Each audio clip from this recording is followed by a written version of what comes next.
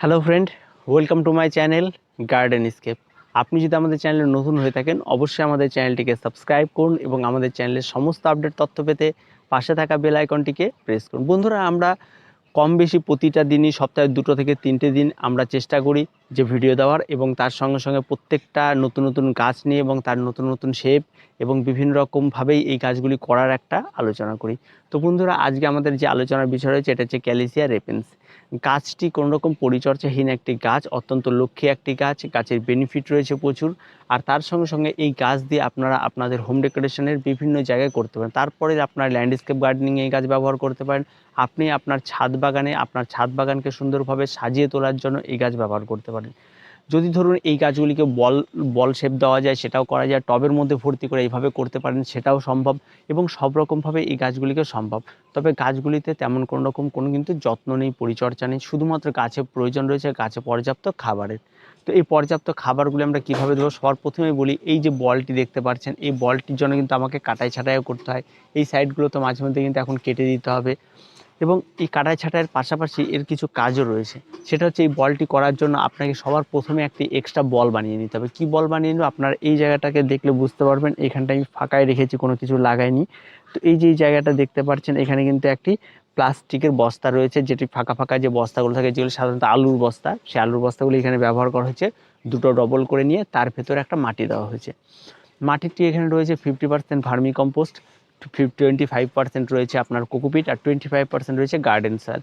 এই দিয়ে একটি মাটির মিশ্রণ তৈরি করা হয়েছে, এবং মাটির মিশ্রণ তৈরি করার পরে সেটাকে সুন্দরভাবে গোল করে জলে ভিজিয়ে রেখে সেটাকে আস্তে আস্তে আস্তে আস্তে একটা গোল শেপ দিয়ে সেটাকে বেঁধে দিয়ে একটা গোল বলের মতো তৈরি করা হয়েছে। তারপর সেখান থেকে তাকে বেঁধে দেওয়ার ব্যবস্থা করা হয়েছে। এবার এই যে গোল জায়গাটি রয়েছে সেখানে একটা ছোট্ট কাঠি বা কিছু দিয়ে ফুটো করে করে এই যে গাছগুলি দেখতে পাচ্ছেন, এই গাছগুলি ছোট ছোট আপনারা যে ডালগুলি দেখতে পাচ্ছেন আমি দেখিয়ে দিচ্ছি, এই যে ধরনের ডালগুলিকে আপনারা সেই জায়গাগুলিতে ভর্তি করে দিন, চারদিক দিয়ে লাগিয়ে দিন, এবং এটাকে লাগিয়ে দেওয়া হয়ে গেলে গাছটিকে সুন্দরভাবে জলে স্প্রে করে দিন। স্প্রে করে দেওয়ার পর এটাকে একটা এমন জায়গা বেছে নিন আপনারা, যেই জায়গাটিতে হালকা ছায়া থাকবে এবং হালকা রোদ থাকবে। এমন অবস্থায় জায়গাতে আপনারা 10 দিন এটাকে রেখে দেবেন। 10 দিন পর দেখবেন এই গাছগুলি থেকে অন্তত শিকড় বেরিয়ে যাবে। তারপরে এই গাছের যে পরিচর্যাটি রয়েছে সেটা হচ্ছে, এটা সরাসরি গাছে জল দেওয়া যায় না, স্প্রে করে করে আপনাকে জল দিতে হবে। যখন গাছগুলি লেগে যাবে বা কড়া প্রচণ্ড রোদ থাকবে, তখন এই পুরোটি একটি বালতির মধ্যে জল নিয়ে চুবিয়ে নিয়েও রেখে দিতে পারেন, তাতে জলটা অনেকদিন স্টে করে গেল। এইভাবে আপনারা এই গাছগুলিকে জল দেবেন। এবার খাবার তো এই গাছে আর দেওয়া যাবে না, একবার প্রথম অবস্থায় যে খাবার দিয়ে দিয়েছেন তাতে আর কমপ্লিট। আর খাবার দিতে হলে আপনার লিকুইড ফার্টিলাইজার এনপিকে 20-20-20 আপনার 1 লিটার জলে 1 গ্রাম গুলে নিয়ে এটাকে স্প্রে করে দিতে পারেন। সেটা একটা খাবার রয়েছে, তাতে গাছের গ্রোথ আরও ফাস্ট হয়, আরও সুন্দর হয় এবং আরও ঘন হয় গাছগুলি, যার ফলে এই বল শেপগুলি আরও তাড়াতাড়ি চলে আসে। তো এটাও ঠিক একই রকমভাবে করা হচ্ছে, এখানে এনপিকে 20-20-20 ব্যবহার করা হয়েছে। এখানে কোনো কিছু লুকোনোর কিছু নেই, একদম সহজ কথায় বলা হলো, এবং তারপরে এটাকে আপনাকে রেখে দিতে হবে। অধৈর্য হলে হবে না, এটাকে বাড়তে দিতে হবে, এর নিজে নিজে নিজের শেপ নিতে শুরু করবে। টবে যদি লাগিয়ে থাকেন, টবে আপনার যে কোনো মাপের টবে এখানে ব্যবহার করতে পারেন। আমি একটি ছোট্ট টবে ব্যবহার করেছি, এবং সেখানে কিন্তু টবটিকে আমি একটা হ্যাঙ্গিং অবস্থায় ঝুলিয়ে রেখে দিই, এবং সেখান থেকে এও নিজে নিজে আস্তে আস্তে আস্তে করে সুন্দরভাবে শেপ নিতে শুরু করে দেয়। তো এগুলি খুব সহজ একটি পরিচর্যা, খুব সহজ টিপসের একটি গাছ রয়েছে।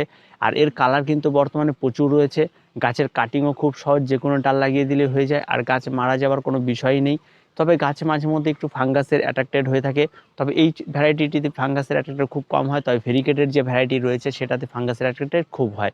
তার জন্য আপনাকে অবশ্যই 15 দিনে 1 দিন হোক, বা আপনারা যদি আরও কাজ বুঝে প্রয়োজন মতো যদি মনে হয়, আপনারা অ্যান্টিফাঙ্গাল স্প্রে করতে হবে। আরেকটি বিষয় দেখা যায় যে এই গাছের ভেতরে কখনো কখনো শুঁয়োপোকা বা বিভিন্ন পোকামাকড়ের বাসা তৈরি হয়, এবং সেই জন্য এই গাছগুলি কিন্তু মাঝে মধ্যে পেস্টিসাইডও স্প্রে করতে হবে।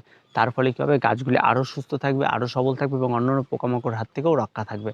আর গাছে তেমন কোনো কিছু নেই, আর গাছে কিন্তু দেখতে কিন্তু অসাধারণ লাগে, আর কিছু বলার নেই। আপনারা তো দেখে বুঝতে পারছেন যে কত সুন্দর একটা গাছ, আর কত সুন্দর তার শেপ, আর কত সুন্দর দেখতে লাগছে।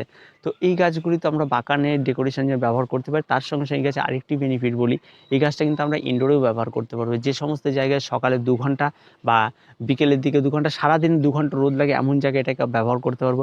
হ্যাঙ্গিং পটে এটাকে আমরা ব্যবহার করতে পারবো।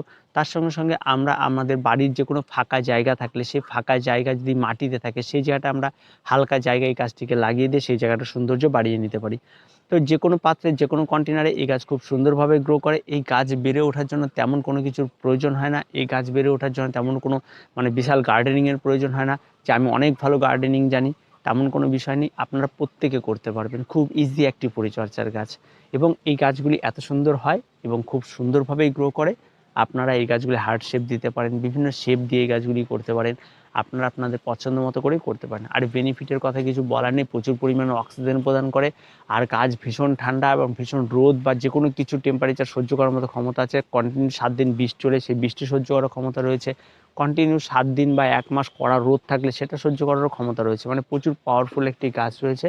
আর অক্সিজেন তো প্রচুর পরিমাণ দিয়ে থাকে, আমাদের ঘরে রাখলে প্রচুর পরিমাণ বেনিফিট রয়েছে। এই সমস্ত গাছগুলো আমরা যদি প্রতিনিয়ত দিকে আমরা ফার্স্টেশন ডিপ্রেশন থেকেও দূরে থাকবো। তো বন্ধুরা আর কিছু বলার নেই, খুব সহজ পরিচর্যার একটি গাছ, আপনারা প্রত্যেকে করুন এই ধরনের গাছগুলি আর দেরি না করে, কারণ এখনও সময় রয়েছে, সারা বছর এই গাছগুলি বেঁচে থাকে। আরেকটি বিষয় রয়েছে, শীতকালে এই গাছগুলি গ্রোথ একটু কমে যায়, তবে গাছগুলির সৌন্দর্য কমে না, গাছগুলি খুব সুন্দরভাবেই থাকে। সে শীতের সময় একটু কুয়াশার হাত থেকে একটু রক্ষা করতে আপনারা ইনডোরে রাখতে পারেন, তাতেও গাছগুলি ভালো থাকে। তারপরে আবার মার্চ আসলে আবার আপনারা রিপোর্ট করে দিন, আবার নতুন করে লাগিয়ে দিন, দেখবেন সুন্দরভাবে বেড়ে উঠবে। তো খুব সহজ পরিচর্যার গাছ, প্রত্যেকে করুন। তো ভিডিওটি আজকে এই পর্যন্তই। প্রত্যেকে ভালো থাকবেন, প্রত্যেকে সুস্থ থাকবেন।